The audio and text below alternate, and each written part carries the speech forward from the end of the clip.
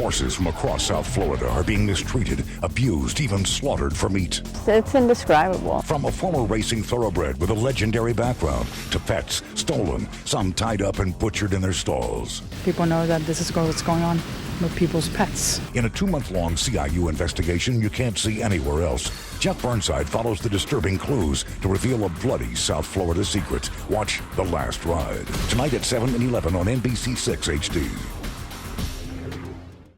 Horses abused, stolen, sent to slaughter for their meat. All of this happening right here in South Florida. Tonight, an NBC 6 CIU investigation, The Last Ride, exposes a side of animal abuse you haven't seen. Caution, the images are disturbing. Jeff Burnside of our Consumer Investigative Unit has been on this for 2 months.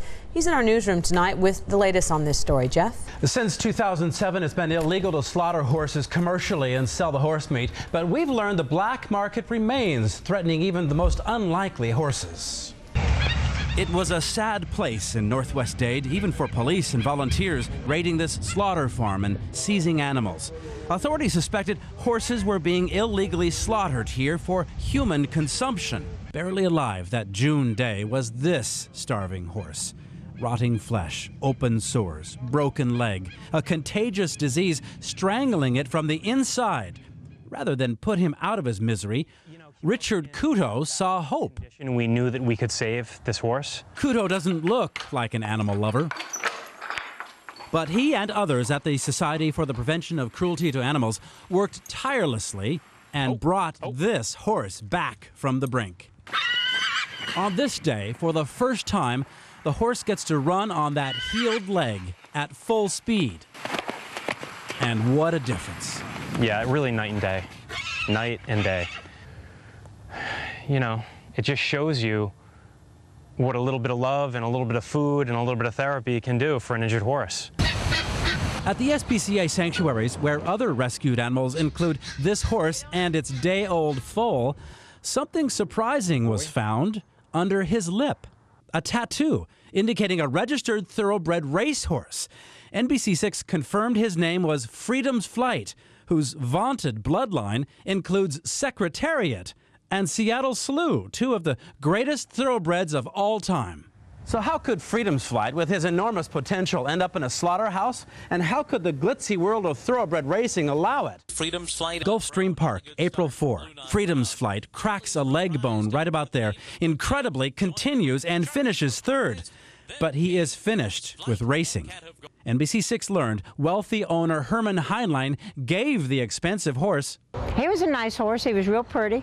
To a stable hand named Marion Brill. She says she sold Freedom's Flight to someone offering $500, but inexplicably refuses to say who. I've already told you I don't, and I can't, and I won't. So end it at that, please. The SPCA believes Freedom's Flight went to a pony ride place before changing hands again. From champion bloodlines to bloody slaughterhouse in less than 3 months. Slaughter farm success story. It is not uncommon. The SPCA says they have several other rescued racehorses taken from other police raids, like this one in October, where 400 animals were seized in Southwest Dade. And this registered thoroughbred was slaughtered for the meat and found on a roadside. Freedom's Flight most certainly would have been sold for horse meat and on someone's dinner table. NBC6 returned to the slaughterhouse where Freedom's Flight was rescued. We saw other skinny horses, animal remains in vats, bones strewn about, and piles of pigs, some lifeless, others still clinging to life. Hi, he's the owner. He says he's the owner. The owner and staff deny any wrongdoing and don't remember Freedom's Flight in particular, but they want him and all the other animals back. Marion now sees what happened after she sold him. Do you think now, looking back, Marion, that you should have been more careful about who you sold the horse to? Probably should have. 75,000 horses race each year. Only a small percentage have owners who make safe arrangements for the next 20 years after racing. Tracks like Calder are pushing owners to do more. Absolutely. Every horse deserves a dignified retirement. we can't just rely upon every owner of a racehorse to do the right thing. Diane Pikulski, who runs America's largest thoroughbred retirement foundation, complains racing has no governing body to require safe retirement, but she defends racing. That story, the story of Freedom's Flight, is not about the racing industry. That's just people saying, here's an animal, let's see if I can get some money out of it. He's my child. He's a family member now and something that I'll never give up.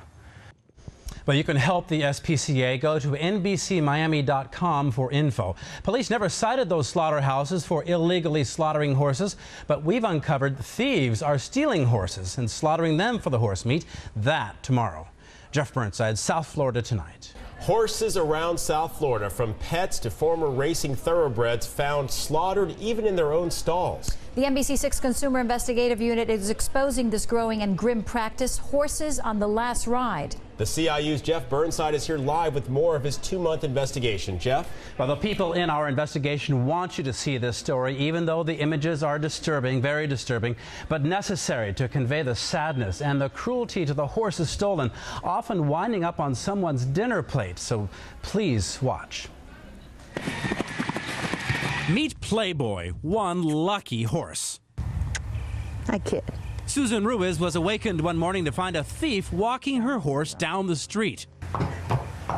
When she screamed Playboy's name, the horse stopped cold and the thief kept going. It was close, very close. But I'm glad he's back home. Well, Susan's horse very nearly became part of a grisly new trend, people eating horse meat. We've seen horse carcasses like this all throughout western Miami-Dade County. And NBC6 has uncovered nearly a dozen of them, with evidence suggesting someone stole the horse, slaughtered it, and put the meat on the black market. This pony near Hialeah, this horse, these remains, this black horse, this thoroughbred, these ribs near a remote street, even this pregnant thoroughbred named Wings on the Track, still wearing its engraved halter, and horse skeletons, scores of them, too decomposed to identify. And you think that every morning you're going to wake up, and this is going to be a dream, a bad dream that's going to go away. It doesn't. Comanche was the Owens' dream horse. Piercing blue eyes, rare coat. He loved people until that fateful August morning when this is what they found in his stall, tied in his own halter and butchered. And the disgusting demand that's out there for horse meat. This is Comanche's stall here. This is where they found Comanche, his bloody lead rope the only reminder. It's an ugly story. Nobody likes to hear this kind of story. But if it's not addressed, it may continue. Yeah, right here is where another horse was dumped. Police say it's hard to tell whether a horse was stolen and slaughtered or whether the owner killed it and dumped it. However, at this time, we haven't made any arrests. Horse meat, tasao, is accepted in many cultures, and in the U.S. it's still legal to slaughter and eat your own horse. But it is illegal to slaughter and sell or buy the horse meat. How many acres do you have here? Yvonne Rodriguez searched for her horse, Geronimo, stolen from this pasture. How many flyers have you put out? Over 100. Whoever took my horse, very simple. Bring him back. One piece. I don't care who did it, why they did it. I just want to, I mean, the beautiful picture ending would be, open the gate and there's Geronimo in the field. At OK Feeds, where her flyer is posted, theft for horse meat is topic number one. People talk, people come here to talk. And what are they saying? They say that they're really, really concerned that it's become epidemic. Cynthia Ridings checks the bulletin board for her stolen horse, Nikki. I think that somebody, ate it or something. Death was in the wind that same afternoon in Southwest Dade. Cynthia came across this scene of horrific carnage. Rib cage, skull, tail, blood splatters show the horse had been tied and butchered alive. The plastic still there for stacking the meat. Was it Nikki? It was Yvonne Rodriguez Geronimo, and she dreaded coming to identify the remains. I can't do this, Jeff. Overwhelmed with grief, the tough ranch girl spoke haltingly about her nightmare. Must be an excruciating moment for you, Yvonne. Undescribable. Totally. This is not what I wanted, how I wanted it to end. Hopefully it just creates an awareness and people know that this is what's going on with people's pets.